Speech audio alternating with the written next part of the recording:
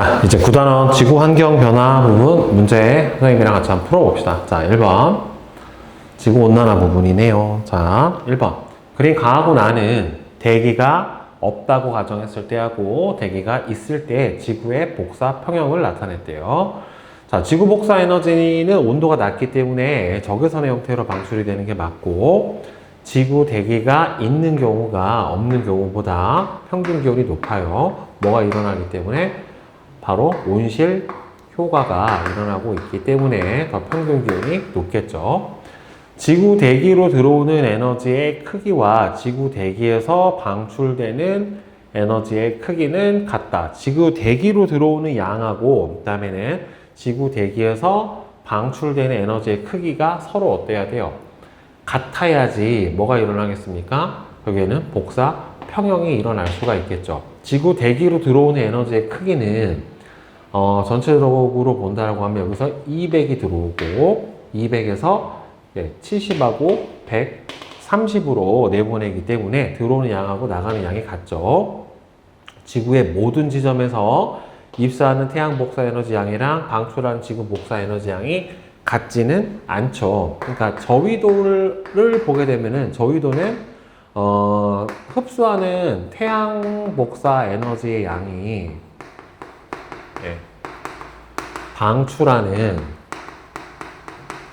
방출하는 지구 복사 에너지 양보다 더 어떻게 돼요? 많죠. 그러니까 에너지의 과잉이 일어나게 되는 거고, 고위도로 올라가게 되면은 고위도 쪽은 반대로 태양 복사 에너지보다 방출하는 지구 복사 에너지 양이 많으니까 어떻게 돼요? 더 에너지가 부족하게 되는 현상이 벌어지게 되겠죠. 자, 다음에 2번. 자, 그림은 복사 평형 상태에 있는 지구의 열 수지를 나타냈다라고 되어 있어요. 자, 자, 첫 번째 A가 B보다 크다라고 되어 있어요. 자, A가 B보다 크다. 그러면 태양 복사 에너지가 100이 들어와서 우주로 반사 산란되는 게 30%예요. 그럼 그 중에서 70%가 들어오게 되는 거고, 그 다음에 대기와 구름에 의한 흡수하고 지표면 흡수량이 대략 한 이게 22 정도 되고, 나머지 그러니까 전체 70이 들어와서 흡수량보다는 지표면이 흡수하는 양 자체가 더 많아요. 많기는 한 22고 한 58 그 정도 될 거예요. 열수지를 보게 되면은, 자, 지표면에서 손실되는 총 양이랑 대기가 흡수하는 총 양이랑 어때야 되냐면은 같아야 되거든요. 결국에는. 그럼 지표면에 흡수한 총 양이 B고, 그 다음에는 여기서 재복사해준 양이 얼마냐면은 C란 말이에요. 지표 복사가 C인데, 이 중에서, 근데 여기서 재복사 값이 안 나왔네. 여기서. 일로 주는 값 자체가 나오진 않았네요. 그냥 방출하는 값만 나왔으니까.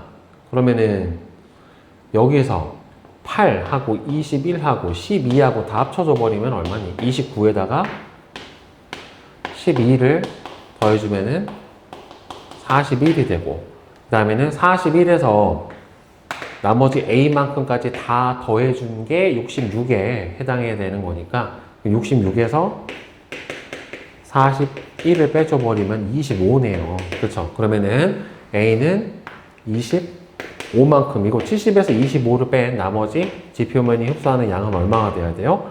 45만큼이 돼야 되겠네요. 결국에는. 그렇죠? 자, 따라서 B가 A보다 크다라고 하는 기억은 맞게 되는 거고, 자, 그 다음에 C는 마이너스 12이다.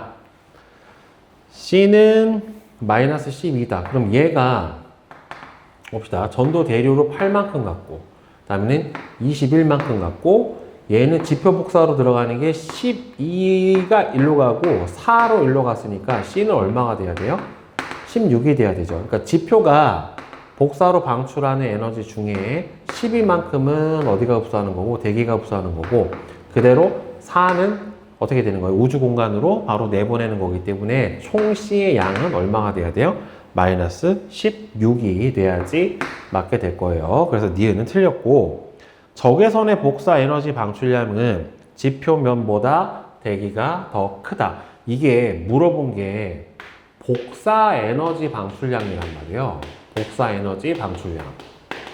그러니까 지구 열 에너지 방출량이 아니라 복사 에너지 방출량에 해당이 되기 때문에 실제로 지표에서 복사로 내보내는 양은 총 얼마에 해당이 되냐면은 16이고, 그 다음에 대기에서 복사로 내보내는 양은 66에 해당이 되기 때문에, 따라서 대기가 복사 에너지 형태로 내보내는 게 지표가 복사 에너지 형태로 내보내는 것보다는 더 많죠. 그러니까 이 전도대류 증발 같은 경우에는 그냥 열 에너지 형태고, 순수하게 복사 에너지 형태로 내보내는 거는 이 값밖에 없는 거예요. 예, 따라서 답은 기억하고, 그래서 디귿 3번이 될 겁니다. 그 다음에 3번.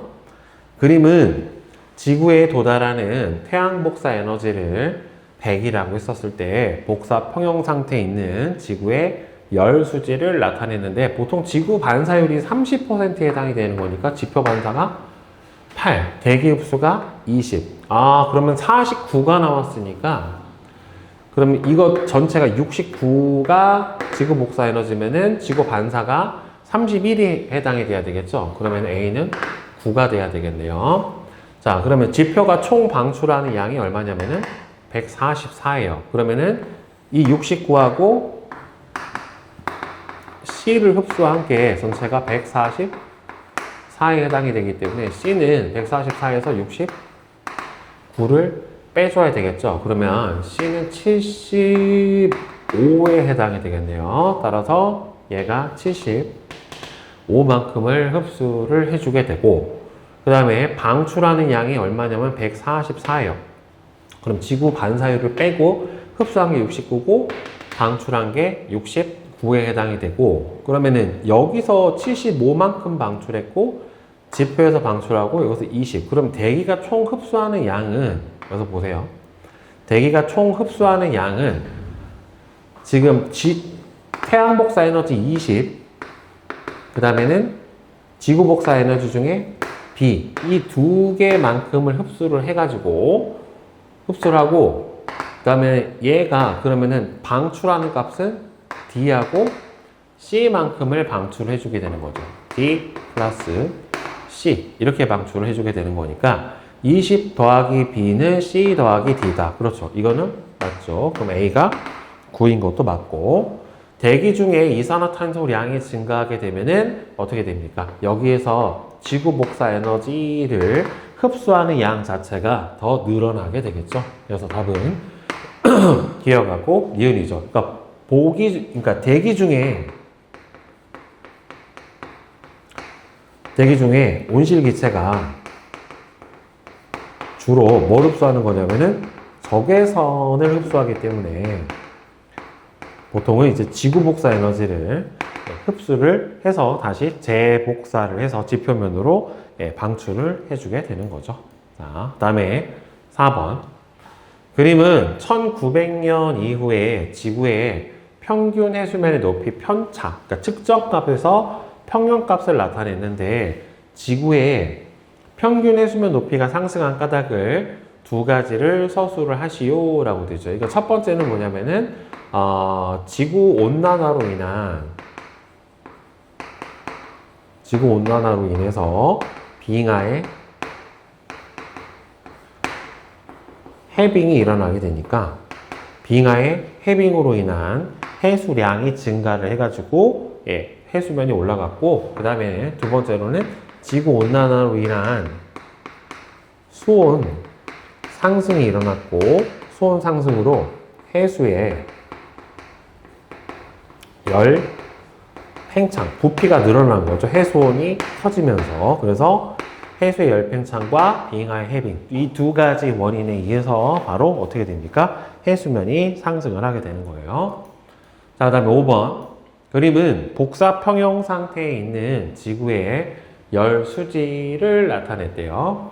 지금 대기 반사, 지표 반사 값이 얼마냐면은 총 27에 해당이 되고, 자, 그러면은 나머지 대기 흡수하고 지표 흡수, 27이 아니라 5하고 25구나. 30이네요, 30. 30만큼이고, 그러면은 지표 흡수, 대기 흡수가 총 얼마냐면은 70만큼을 흡수했어요.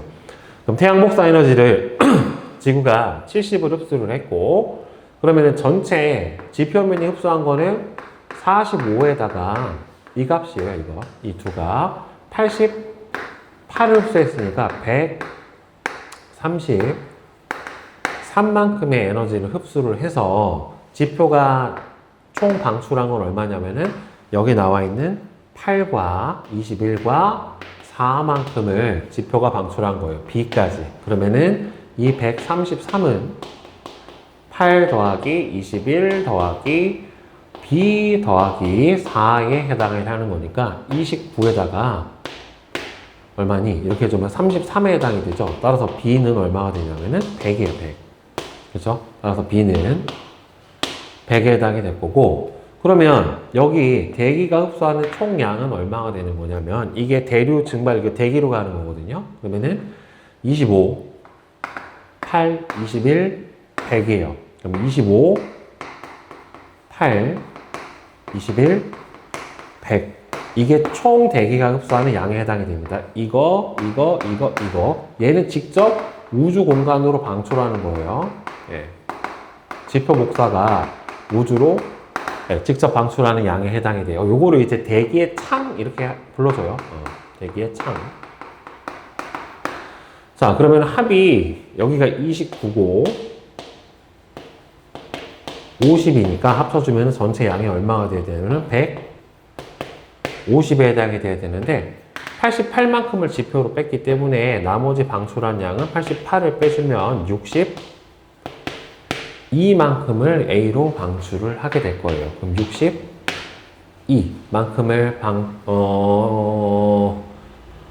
62만큼을 방출을 해야 대기가 흡수하는 총량. 62가 되면 안 되는데, 왜냐면은 얘가 들어온 양이 70이기 때문에 나가는 양도 70이 돼야 되니까 얘가 66이 나와야 돼요. 66. 그럼 66이 나오려면은 뭐 계산이 틀렸는데?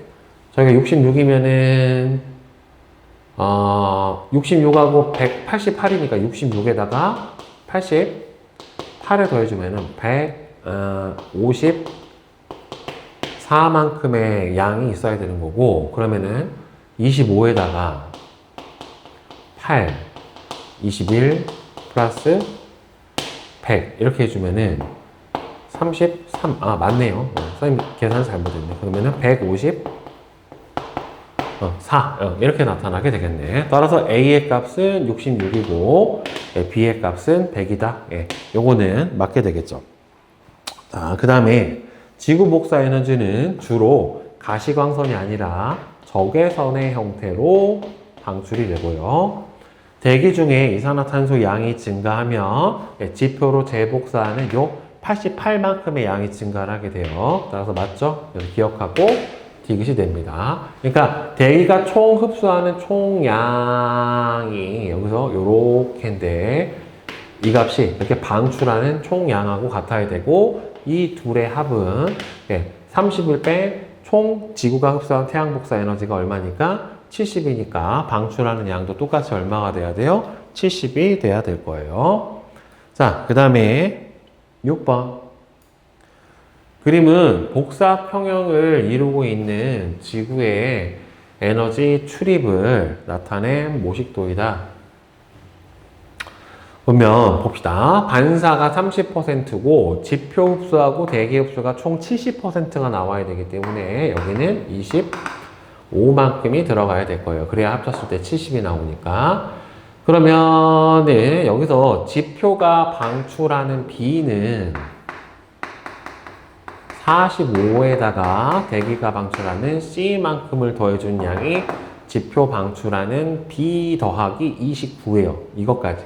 그러니까 총 양이 이거니까 29에다가 B를 더해준 게 45 더하기 C에 해당이 될 거고, 이 대기 방출, 여기서 지표, 그 다음에 대기가 총 흡수하는 양은 그러면은 29에다가 B를 더해준 값이 다 흡수하는 양에 해당이 되겠죠. 자, 그러면은 A는 B보다 클 수가 없죠. 지표가 방출하는 총 복사 에너지의 양이 이거 더한 여기서 25밖에 안 되는 거고, 이 값은 B하고 얘를 더해줘가지고 나가는 양이니까 A는 B보다 클 수가 없죠. 이건 말이 안 되고, 지구 온난화가 진행되는 동안에 B하고 C는 모두 증가한다.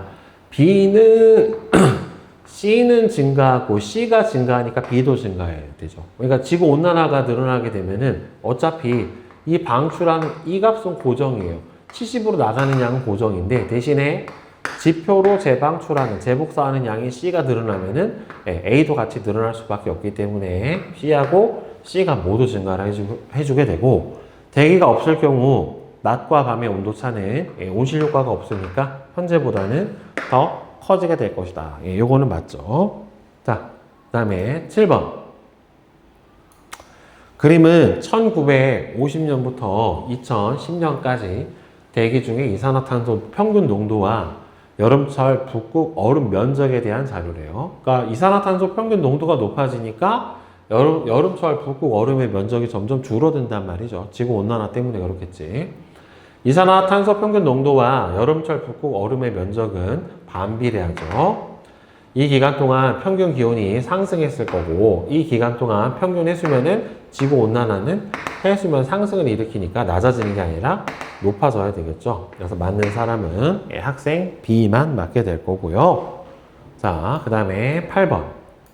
그림은 지구온난화와 관련해서 연쇄적으로 일어나는 현상을 나타냈는데, 보면은 지구온난화가 빙하량이 감소를 하게 되면 지표의 반사율 감소하고, 그 다음에는 지구온난화로 인해서 해수온이 상승을 하게 되니까 이산화탄소 용해도가 감소를 하게 됩니다. 따라 둘 다 감소가 되겠죠. 왜냐하면 기체 용해도는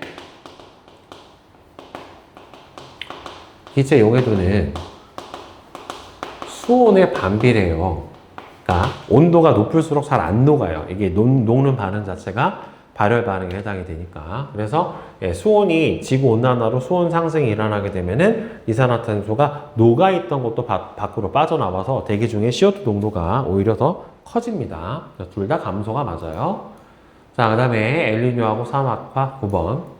다음은 온라인 수업에서 엘니뇨 시기에 태평양 적도 부근에 대기 순환 자료를 보고 선생님이랑 학생들이 나눈 대화래요. 선생님, 이 시기에는 어떤 현상이 나타날까요? 지금 동태평양에서 저기압이 형성이 되었죠. 저기압이 형성이 됐고, 저기압이 형성이 됐다는 소리는 수온이 상승을 했다는 소리니까 지금 엘니뇨 시기에 해당이 되는 거죠. 자, 기역에서는 상대적으로 이제 고기압이 형성이 된다는 말이에요. 이쪽에. 그죠? 하강 기류에 고기압이 형성이 되니까 강수량이 평상시보다 더 적어져야지 맞게 되겠죠. 저압대, 저기압에서 상승 기류가 강하니까 강수량이 많아진다는 말이에요. 니은의 해수면 온도는 평상시보다 높아지죠. 무역풍의 세계는 평상시보다 약해서 발생하게 되는 게 바로 엘니뇨에 해당이 되는 거니까 B하고 C가 맞겠죠. 자, 그 다음에 10번. 다음은 태평양 적도 부근 해역의 대기 대순환 자료를 보면서 교사와 학생이 나눈 대화래요. 자, 평상시에는 동태평양에서 상대적으로 하강 기류에 의한 고기압이, 그 다음에 서태평양 쪽이 상승 기류가 발생해서 저기압이 형성이 됐는데, 엘니뇨 시기가 돼버리면은 동태평양 이쪽 해안에서 이쪽이 저기압이 형성이 되죠. 그렇죠? 저기압이 형성이 되고, 그 다음에 서태평양 쪽에서는 바로 고기압이 형성이 되니까 기압대가 바뀌고, 그 다음에는 여기서 보면은 찬 해수가 되게 거의 표면까지 올라가 있고, 얘는 따뜻한 해수가 더 깊이까지 내려와 있다란 말이에요. 그러니까 보통은 이때 엘니뇨가 일어나게 되면은, 엘니뇨 시기는 심해수의 용승이 약화돼 버리기 때문에 수온이 그러니까 태평양 동해안의 수온이 평소보다 더 높아집니다. 엘니뇨가 발생하는 원인은 바로 뭐 때문이냐면은 무역풍의 약화 때문에 일어나게 돼요. 무역풍의 약화.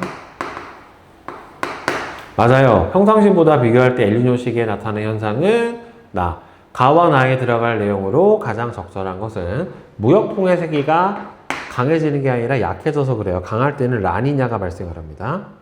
동태평양 적도 부근 해역에서 심층의 차가운 해수가 올라오는 용승 현상이 약화가 돼요. 엘니뇨 때는. 그래서 이렇게 온수층의 두께가 두꺼워지게 됩니다. 그러니까 찬해수가 올라오면 수온이 낮아져야 되는데 상대적으로 용승이 약해지는 거죠. 동태평양 적도 부근 해역에서는 상승 기류가 발생을 해요. 그죠? 저기압이 발생을 하는 거니까 이거는 맞죠. 그다음에 서태평양 적도 부근 해역에서는 표층 수온이 엘니뇨 때는 상대적으로 낮아지기 때문에 고기압이 형성이 되니까 틀렸고, 서태평양 적도 부근 해역에서는 고기압이 형성이 되는 거니까 구름이 안 생기고 따라서 강수량이 줄어들게 되겠지요. 그래서 맞는 거는 3번만 맞겠네요. 그다음에 11번. 사막화에 대한 설명으로 옳지가 않은 것은 사막화로 인해서 황사가 심해지죠. 식량하고 식수가 부족해질 수가 있게 되고요. 사막화는 기온이 높은 적도 부근이 아니라, 적도 부근은 강수량이 많단 말이에요. 보통 중위도 고압대에 해당이 되는 위도 20에서 30도 사이 정도에서 잘 발생을 하게 돼요. 여기서는 이제 강수량이 적고 바람이 강하고 하다 보니까 보통 건조기후대 사막이 저기서 잘 발생을 해주게 됩니다. 다음에 12번. 그림은 사막과 사막화 지역을 나타냈는데, 자, 보면은 사막은 주로 적도보다는, 그죠, 위도 30도 부근, 선생님이 방금 설명을 했던 중위도 고압대 지역에서 잘 발달하게 되고요. 사막화는 주로 사막 주변에서 사막의 면적이 넓어지게 되는 거죠. 사막화가 진행되는 지역에서는 농작물 생산량이 당연히 경작지가 줄어들게 되니까 감소를 할 수밖에 없을 거고요. 다음에 13번. 사막화 현상 중에서 자연적인 원인하고 인위적인 원인은, 자연적인 원인은 결국에는 뭐가 있겠어요? 강수량 감소로 인한 건조, 가뭄이 있을 거고, 그 다음에 인위적 원인 같은 경우에는 과다한 목축어, 방목이죠, 방목. 과다한 방목으로 인해서 초원의 황폐화가 된다든가, 그다음에는 과다한 벌목으로 인해서 산림 면적 감소, 이런 것들이 있겠죠.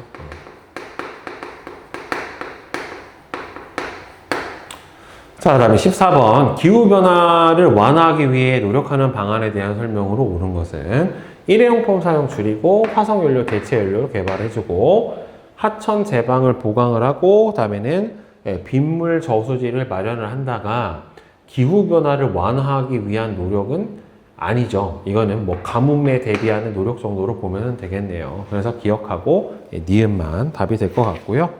자, 그 다음에 뒤에 15번 봅시다. 그림 가하고 나는 복사평형 상태에서의 지구 열 수지를 대기의 유무에 따라서 나타냈는데, 왼쪽이 대기가 없는 경우고 나가 있는 경우예요. 그러니까 지구의 평균 온도는 온실효과가 있는 경우가 없는 경우보다는 더 높기 때문에 나가 가보다 높고, 나에서 A는 지금 보면은 지표가 흡수하는 총 복사 에너지가 얼마가 되냐면은 100, 지금 43이에요. 45에다가 88이 더해졌기 때문에, 자, 그러면은 이 중에서 총 방출하는 양이 29하고 A잖아요. 그렇죠? 그러면은 29하고 A 만큼이니까 143이 아니라 133이구나. 133에 해당이 되는 거고, 그러면은 이 중에서 이것까지 봐야 되겠네요. 29에다가 4에다가 A까지 합쳐준 게 총 지표 복사 에너지 133에 해당이 돼야 되는 거니까 얘는 33 더하기 A가 되겠죠. 따라서 A는 100이네요. 맞네. 나에서 지구 반사율이 증가하면은 지구에서 방출하는 지구 복사 에너지는 증가하는 게 아니라 감소하겠죠. 그러니까 반사율이 증가하게 되면은 결국에는 이 양이 증가하게 되는 거니까 그럼 지표가 흡수하는 에너지 양 자체가 줄어들 거 아니에요. 그럼 방출하는 양도 줄어들어야 되겠죠. 그래서 기억하고 니은이 맞지. 3번이고요. 그 다음에 16번. 그림은 지구온난화의 원인과 결과의 일부를 나타냈는데, 자, 해수온이 상승하게 되면은 해수의 이산화탄소 용해도는, 그렇죠, 감소하죠. 아까 그러니까 기체 용해도는 해수온에 반비례한다. 수온에 반비례한다. 나로 인해서 빙하 면적이 감소하면은 극지방의 지표면 반사율도 줄어들게 되고요. 다음에 대기 중에 온실기체가 증가하게 되면은 기억에 의한 복사에너지 흡수율은 적외선 영역이, 그렇죠, 가시광선 영역보다 높죠. 그러니까 대기 중에 온실기체는 주로 적외선을 흡수하기 때문에 네, 맞겠죠. 그래서 5번이죠. 자, 17번. 그림은 동태평양 적도 부근 해역에서 A시기와 B시기에 관측한 구름의 양을 높이에 따라서 나타냈다라고 되어 있는데, A하고 B는 엘니뇨 시기하고 평상시 중에 하나다라고 되어 있는데, 그러니까 결국에 동태평양에서 구름의 양이 증가하고 그다음에 구름의 높이가 증가를 한다는 거는 여기에는 상승 기류가 강화가 된 거예요. 그러니까 증발이 많이 일어나니까 구름도 더 많이 생기는 거고, 또 상승 기류도 강하니까 더 높은 곳까지 구름이 만들어질 수가 있기 때문에 상승 기류가 강하다는 소리는 결국에는 이 동태평양의 해수온이 상승을 했고, 이 해수온 상승으로 인해서 저기압이 발달을 했다라고 해석을 해주는 게 맞는 거예요. 그래서 A가 바로 구름의 생성 높이랑 양도 많은 A가 엘니뇨고, 서태평양 적도 부근 해역에서 상승 기류는 평상시가 강하죠. 엘니뇨 때는 하강 기류가 강하니까. 따라서 B가 더 강하고, 동태평양 적도 부근에서 수온 약층이 나타나기 시작하는 깊이는, 그러니까 수온 약층이라고 하는 게 여러분들, 자, 이렇게 봤었을 때 여기가 해수온이고 여기가 수심, 이렇게 봤었을 때 혼합층이 끝나고 수온이 낮아지기 시작하는 층이 수온 약층에 해당이 되는데, 여러분들 이게 여기서부터가 수온 약층이죠. 여기가 혼합층에 해당이 되는데, 이게 엘니뇨 시기가 되면은 용승이 약화되고요, 무역풍이 약화되기 때문에 이 온수층의 두께가 두꺼워져요. 이게 혼합층이기도 하고 가장 수온이 높은 층이기도 하거든요. 그러니까 이 엘니뇨 때는 용승이 약화되고 온수층의 두께가 그래서 두꺼워져요.